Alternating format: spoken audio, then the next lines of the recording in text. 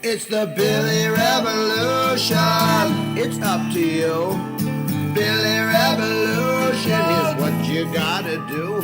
The Billy Revolution. A quadrilateral grow.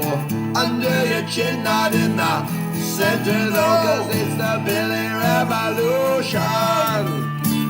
It's the Billy Revolution. It's the Billy Revolution.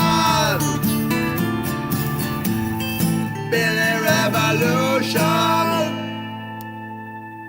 To Billy Revolution, week 6, episode 6. We're talking today about responsible shopping.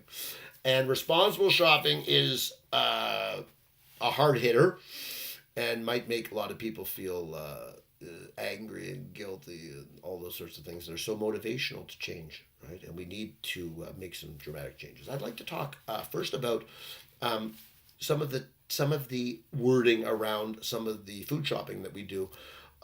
Fair trade, organic. And then we have all this other regular. I had an octogenarian recently tell me that banana's a banana. Well, that actually is false in many, many ways. An organic banana is doing much less harm to the environment than a non-organic banana. And a banana that's fair trade means that people are not being misused, enslaved for the banana to be grown. And I think that's really important. Differences. So I don't think a banana is a banana, and I think that a banana is not a banana. That's maybe what the show should be today. A banana is not a banana. A banana ordered online is not the same as going to a small independent retailer either. So that banana is different as well. I'd like to change our way of thinking. I'd like to stop saying, thinking of the regular food as the food we buy, and then if we're feeling extra special, organic, or we have extra money, and then of course fair trade, for the very crazy purchases. I think if we look at fair trade organic as the baseline, and that's regular, then we could offer in the stores. Organic, don't care about anyone else food, and that would be organic food that wasn't fair trade. And then we could talk about food that was don't care about anyone else or the environment, and that would be non-fair trade, non-organic food. And I think that would go a long way to facing up to the reality of what we're actually doing to the planet, what we're doing to other people. And I think that if you, another extension of that, of course, is the screen and what the screen's allowing us to do right now. And what the screen's allowing us to do is it's allowing us to purchase things online. And the online purchasing that has the way that the model is morphed is that a lot of purchases happen through Amazon. And what is happening to the economies in North America and other places around the world as well is that we're seeing a shrinking of independent stores. Cities of 1 million people that 20 years ago could easily, like in a Canadian city like Ottawa, 1 million people could easily support 25, 30 independent bookstores. A big company like Amazon that we call Chapters came in and undersold everybody, took huge losses, just had enough money to just decimate an entire culture of book collecting, an entire culture of independent bookstores, and we all jumped along. We all just jumped right in. It didn't phase us in the least. New Chapters is Amazon, and Amazon is controlling more and more small businesses as well. They can hook up to Amazon as third party sellers, and Amazon has a lot of control over the way that they do business and what you as the consumer see. So I think that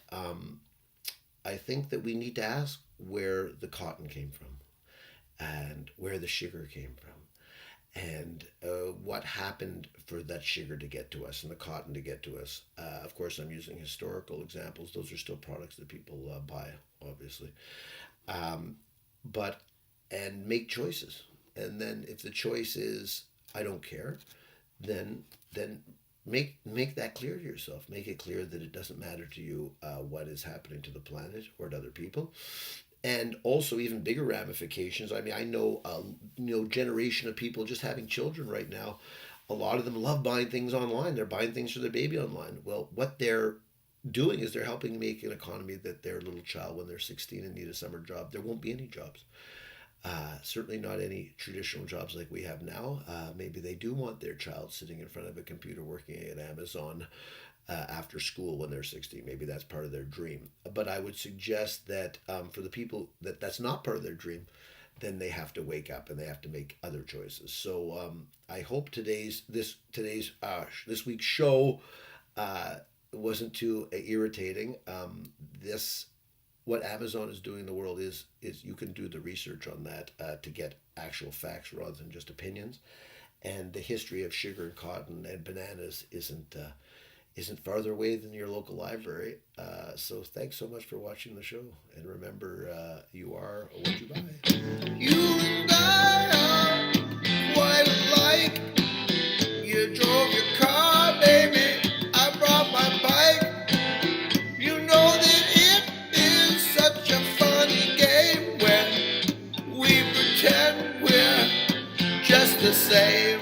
Marnie is become very concerned about the environment. So Marnie's decided to get rid of her car. And now she bikes and walks and takes public transportation.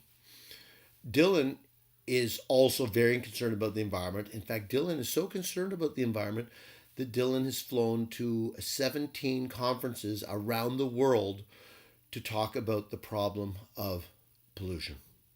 They're doing the same thing. It's the Billy Revolution. It's up to you. Billy Revolution. Here's what you gotta do.